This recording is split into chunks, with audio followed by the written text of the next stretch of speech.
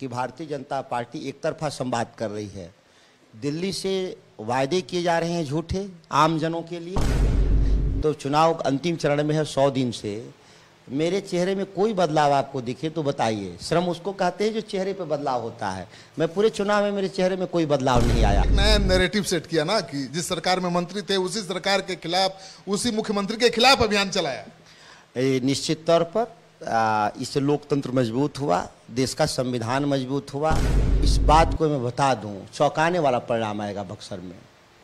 ये किसी निर्दलीय की वोट कटने या नहीं कटने का हिसाब नहीं रह जाएगा। पनोरमा ग्रुप, जो सोचता है वो करता है। आपके अपने सपनों का आशियाना।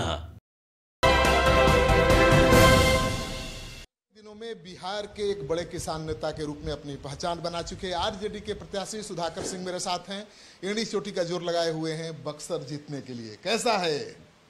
नमस्कार है सभी को। लोकतंत्र में लड़ाई लड़ी जाती है लोगों तक संवाद करने के लिए, दो तरफा संवाद हो। जो भारतीय राजनीति की विफलता है कि भारतीय जनता पार्टी एक तरफा संवाद कर रही है। दिल्ली से वायदे किए जा रहे हैं झूठे आम जनों के लिए। आम जन यह नहीं समझ पा रहे हैं कि अपनी बात किसके पास रखें। इस जड़ता को हम लोग तोड़ रहे हैं, सीधे संवाद कर रहे हैं लोगों से।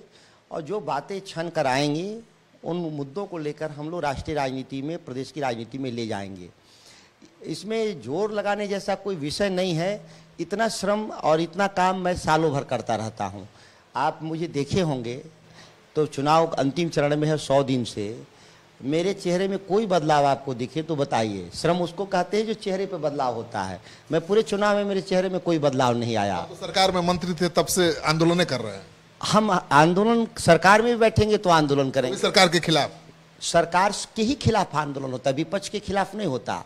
एक नया नैरेटिव इस देश में भारतीय जनता पार्टी ने पैदा किया कि विपक्ष के खिलाफ आंदोलन चलवाते हैं, जबकि लोकतंत्र में जिसके पास चुने हुए जनप्रतिनिधि हैं, जो सरकार है, उसी के पास आप आंदोलन करेंगे। एक नया नैरेटिव सेट किया ना कि जिस सरकार में मंत्री थे उसी सरकार के खिलाफ, उसी मुख्यमंत्री के खिलाफ अभियान चलाया।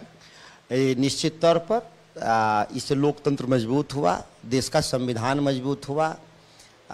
हम अंततोगत्वा लोगों के प्रति जिम्मेदार होते हैं, जनता के प्रति, सरकार के प्रति नहीं।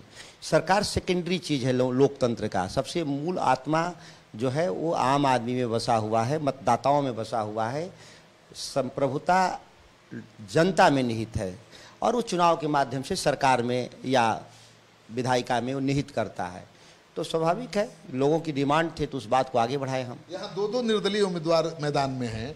एक है मिश्रा जी हैं, आईपीएस अधिकारी हैं, आनंद मिश्रा। दूसरे हैं ददन पहलवान।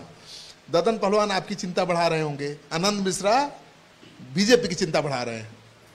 मुझे तो कोई चिंता नहीं किसी से भी, इसलिए कि हमारी जो चिंता में 18.5 करोड़ मतदाता हैं, जिनके इच्छाओं आकांक्षाओं को कैसे पूरा करना होगा, मैं उसकी तैयारी में लगा हूँ। ये हमारी चिंता नहीं बढ़ा रहे हैं, वो आपस में एक दूसरे की चिंता बढ़ा रहे होंगे।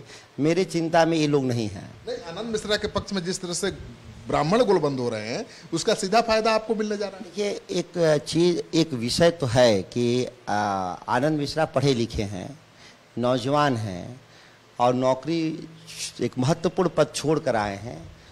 तो स्वाभाविक है कि ये लोगों के बीच में, एक आम मतदाताओं के बीच में इस बात की चर्चा है।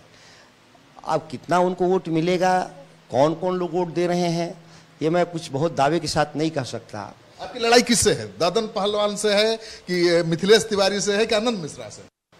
और चुनावी लड़ाई, ये लड़ाई तो दलीय आधार पे होता है। दल ही लड़ सकते हैं हमारे खिलाफ, कोई भी लड़े, ये दलीय आधार पे ही लड़ेंगे। सेकंड बीजेपी या बीएसपी करेगी, ये थोड़ा अभी कहना मुश्किल है। दोनों ही दमदारी से चुनाव लड़ रहे हैं। कहा तो ये जा रहा है, जनरल परसेप्शन ये है कि जितना वोट ददन पहलवान काटेंगे उतने वोट से मिथिलेश तिवारी जीतेंगे, जितना आनंद मिश्रा काटेंगे उतने वोट से आप जीतेंगे। देखिए, इस बात को मैं बता दूं, चौंकाने वाला परिणाम आएगा बक्सर में। ये किसी निर्दलीय की वोट कटने या नहीं कटने का हिसाब नहीं रह जाएगा। आप ये लोकतंत्र की धारा निकल चुकी है, वो बाढ़ जैसा है। प्रधानमंत्री मोदी आए थे, कोई असर पड़ेगा?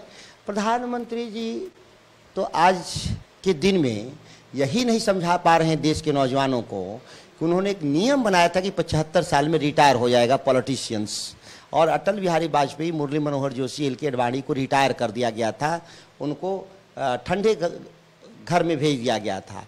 ये 75 साल मोदी जी पूरा हो गया, अब तो ठंडे घर में जाने का वक्त हो गया, और वो रिटायरमेंट की बात ना करके देश पर प्रधानमंत्री बनने की आकांक्षा रखे हैं, तो ये तो डबल स्टैंडर्ड है मोदी जी का।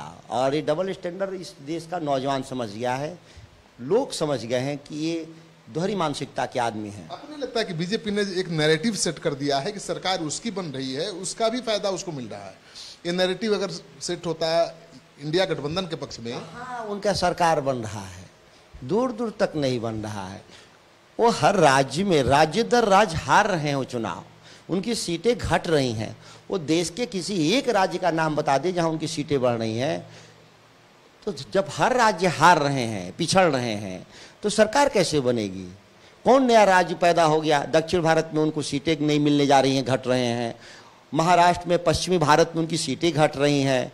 उत्तर भारत में उनकी सीटें घट रही हैं, बिहार में, झारखंड में, उत्तर प्रदेश में। पूर्वी भारत में उनकी सीटें घट रही हैं, सीट उनका बढ़ता रहा है।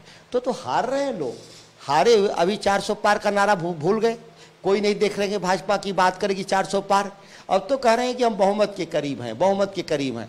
ये बहुमत से बहुत दूर जा चुके हैं।